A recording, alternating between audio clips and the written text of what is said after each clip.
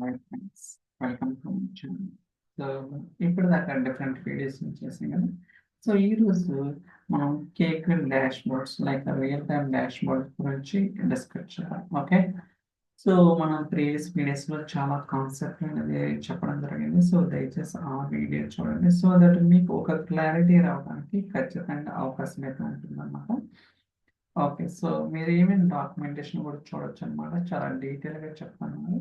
So ఇక్కడ చూస్తే cake dash board ఉంది కదా, like so dash board create చేయడం కానీ, డిలీట్ చేయడం కానీ, గెట్ చేయడం కానీ, లిస్ట్ డెఫినేషన్ అప్డేట్ చేయడం కానీ, ఇలా మనకి చాలా డీటెయిల్ డాక్యుమెంటేషన్ ఉంటుంది. So try to understand. Okay, it's very simple అండి, పెద్ద కాంప్లికేటెడ్ ఏమి ఉండదు. ఓకే, సో నేను ఒక వర్క్ స్పేసెస్లో ఏమైతే డాష్ బోర్డ్స్ ఉన్నాయో అవన్నీ కూడా ఫుల్ అవుట్ చేయడానికి ట్రై చేస్తాను. Okay, let's try to run this one. So first session అనేది కనెక్ట్ అవుతుంది. ఆన్ టాప్ ఆఫ్ దట్ మనకి సో ఏదైతే మీరు సెల్ అనేది రన్ చేస్తారో ఆ సెల్ అనేది ఎగ్జిక్యూషన్ జరుగుతుంది అనమాట. ఓకే ఓకే, సెషన్ చాలా ఫాస్ట్గా క్రియేట్ అవుతుంది.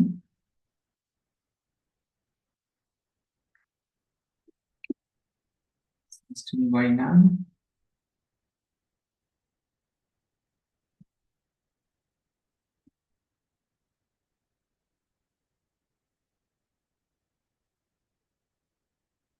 ఒక్కోసారి ఒక క్లోజ్ టు మినిట్ దా టైం తీసుకోవడానికి పాసిబిలిటీ ఉంటుంది అనమాట. ఎందుకంటే ఇట్ హ్యాస్ టు చెక్, అంటే ఆ వర్క్ స్పేసెస్లో ఏమేమి రియల్ టైం డాష్ బోర్డ్స్ ఉన్నాయి అన్ని కూడా ఇన్ఫర్మేషన్ గ్యాదర్ చేయాలి. సో అందువల్ల కొంచెం టైం తీసుకుంటుంది అనమాట. It's okay, no problem.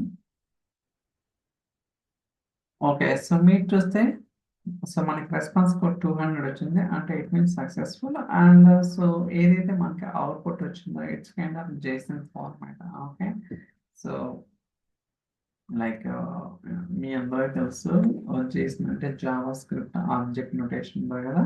ఇక్కడ కీ వాల్యూ కాన్సెప్ట్ ఉంటుంది అనమాట. లైక్ ఇది కీ అనుకోండి, వాల్యూ వచ్చేసరికి డైరెక్ట్ వాల్యూ ఉండాలని రూల్ ఏం లేదు. ఓకే, ఇట్ కెన్ బి అరే ఉండొచ్చు, ఏదైనా ఉండొచ్చు అనమాట.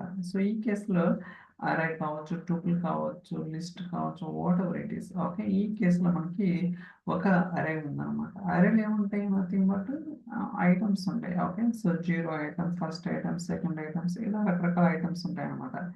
ఈ అరేలో కూడా ఆబ్జెక్ట్స్ ఉండొచ్చు. ఓకే, సో ఫర్ ఎగ్జాంపుల్ ఈ కేసులో మనకి రెండు ఆబ్జెక్ట్స్ ఉన్నాయి. ఇది ఒక ఆబ్జెక్ట్, ఇది ఒక ఆబ్జెక్ట్ అనమాట. ఓకే, ఇలా మనం ఏంటంటే సో ఇది ఎందుకు చెప్తున్నా అంటే ఈవెన్ మీరు సో డేటా పైప్లైన్స్ లో చేసేటప్పుడు కావచ్చు, ఆ వచ్చిన అవుట్పుట్ అంటే ఒక యాక్టివిటీ ఎగ్జిక్యూట్ అయినప్పుడు మనకి అవుట్పుట్ వస్తుంది కదా, అది రీడ్ చేయడం కానీ ఇట్స్ వెరీ ఈజీ అండి. కొన్ని కేసెస్లో అంటే ఎస్పెషల్లీ కాంప్లెక్స్ జేసన్ టైప్స్లోనే మనకి కొంచెం కన్ఫ్యూజ్ అవ్వడానికి ఛాన్సెస్ ఉంటుంది. రిమైనింగ్ అంతా కూడా కొంచెం స్ట్రైట్ ఫార్వర్డ్గా ఉంటుంది అనమాట, పెద్ద కష్టం అయితే ఉండదు.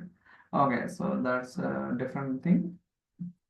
ఇప్పుడు ఏదైతే మనకి అవుట్పుట్ వచ్చిందో ఈ వచ్చిన అవుట్పుట్ని ఒక డేటా ఫ్రేమ్ కింద క్రియేట్ చేస్తున్నాను. ఎందుకంటే మనకి కొన్ని కేసెస్లో టేబుల్ ఫార్మాట్ ఈజీగా ఉండదు అనమాట. ఇక్కడ అనుకోండి సో రీడబిలిటీ అంత ప్రాపర్ ఉండదు. సో సేమ్ థింగ్ మనం టేబుల్ ఫార్మాట్లో క్రియేట్ చేసుకోవచ్చు. అఫ్ కోర్స్ మీకు కావాలనుకుంటే లైక్ లేక్ హౌస్లో టేబుల్ కింద కూడా చేసుకోవచ్చు అనుకోండి, అది వేరే విషయం. బట్ మనకైతే అవసరం లేదు, జస్ట్ ఒక డేటా ఫ్రేమ్ కింద చూపించుకోవచ్చు.